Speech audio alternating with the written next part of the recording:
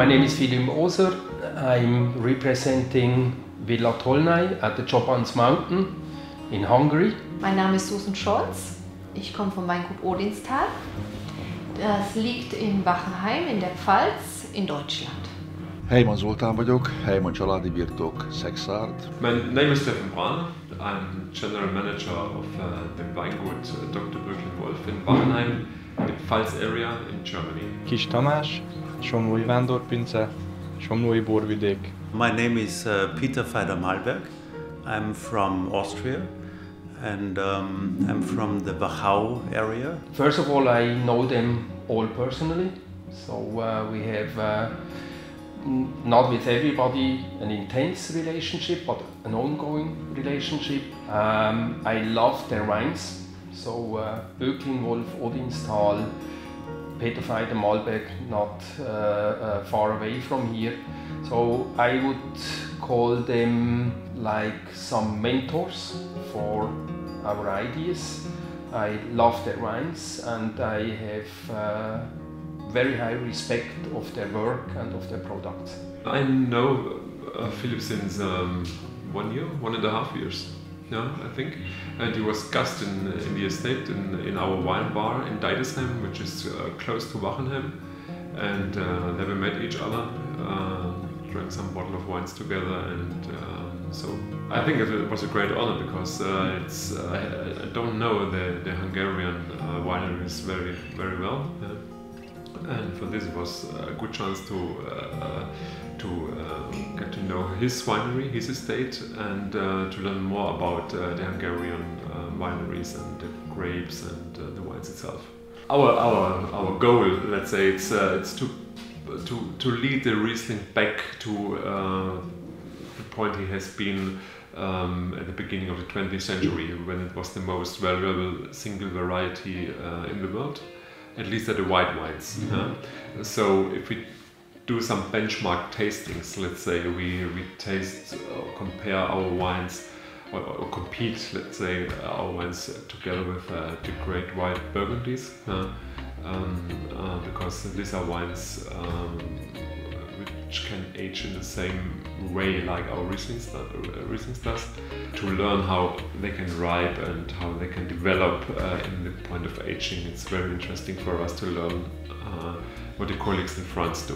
The man who was asking me was Stefan Brahner from the winery Bürklin-Wolf. Yes, he told me that he has the contact to Philip. So I know Peter also from Austria, but I have no idea about his wines. What I know about Hungarian wines is nearly nothing. It's completely new for me. Maybe I will taste some nice ones today. I'm much more interested in the natural wines. It's another understanding of wine, the natural ones. So I mean, in this way, the unfiltered and without sulfur, or with only a bit of sulfur inside. Yes, that's my taste of wine. Azt gondolom azt, hogy amit megélünk máshol, például az itt lévő kollégáknál, azt a minőséget, azt a vendégszeretetet, azt tovább tudjuk itthon is adni. Én, aki Philip jó voltával rengeteg helyre jutottam, mik azok az élmények, mik azok a benyomások, amik értek, és milyen helyekre szeretnék újra visszamenni. És rájöttem arra mindig, hogy hát egy olyan helyre, egy olyan szobába szeretnék lefeküdni és visszatérni, ahol úgy érzem magam, mintha otthon lennék. Mind tisztaságban, mind kényelemben. Azt próbáltuk itt is visszaadni. One day I got a phone call and Philip Oser was at the phone, and obviously he had my wine somewhere in the restaurant, and he was in the region, wanted to know me. We got more or less friends in a short time because I felt the passion for wine and food. We met at a restaurant in Vienna the same evening, and the evening ended up 4 o'clock in the morning with the sommelier sitting at our table, and we had good fun, and since then we were in touch regularly. I would be happy to know more about my terroir, but the more I get to know it, the more I realize that I don't know nothing about it. I do not know about it because terroir is so complex that a human being is not able to understand it, what's going on there. It's not only about the soil, it's so complex that the older I get and the more I know, the more I have to learn, and you have to be very devoted. I try to farm it with a lot of respect and harvest the grapes at a stage where they are really ripe. And ripe means, in my understanding, not sugar ripeness, but a perfect balance of, let's say, acidity and sugar, that you really like to eat the grapes, that you get addicted to it, so that you taste the berry and think it's nice, and you eat a second one and a third one, and you can't stop because they are so yummy. And obviously that's the perfect stage of ripeness, because that's when all the birds start to eat. My understanding is if you convert those grapes to juice and to wine, then also the wine is so drinkable. That's in a balance that you get addicted to it, okay? And that means harvest ripe fruit at a certain ripe stage to convert it to a well-balanced wine, and end up with a product which is my interpretation of this particular soil of a certain year. Heimann is actually an old friend. I think he was here in the second year when we started here, 2005.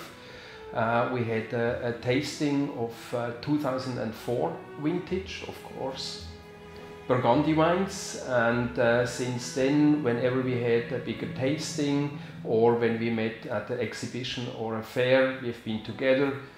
Both of us like to smoke a cigar from time to time, so he's just a very close friend of mine, and from my perspective, somehow like the grey eminence from sex art. So I think he plays an important role, not only in sex art, but also across the borders of sex art.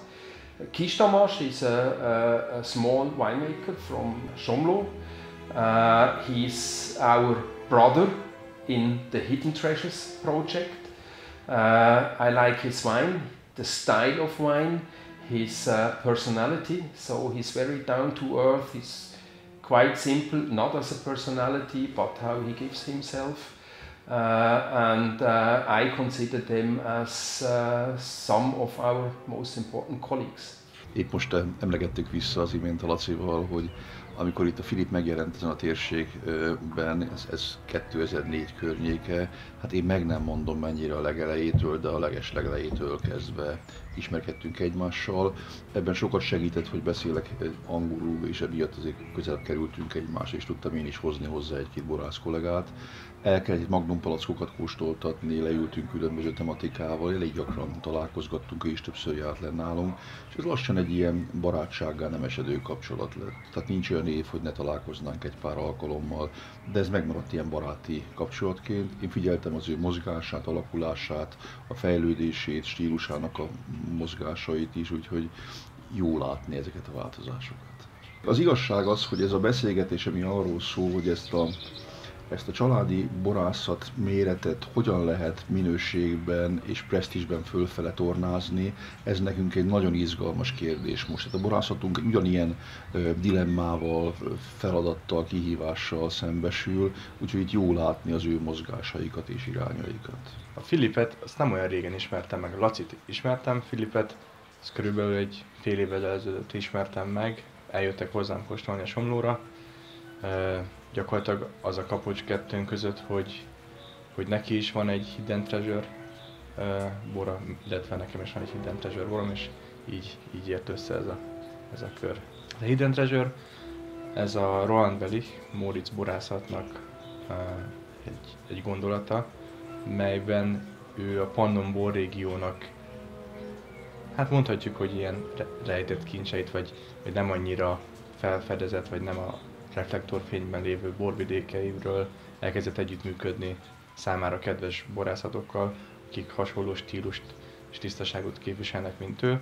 És ugye Tokajból volt az első tagja ennek a sorozatnak, utána olyan szerencsém volt, hogy engem fedezett fel ebbe második számú sorozattagként, és ugye a Csobánc, Balaton, Filipék, ők a 3-as számú.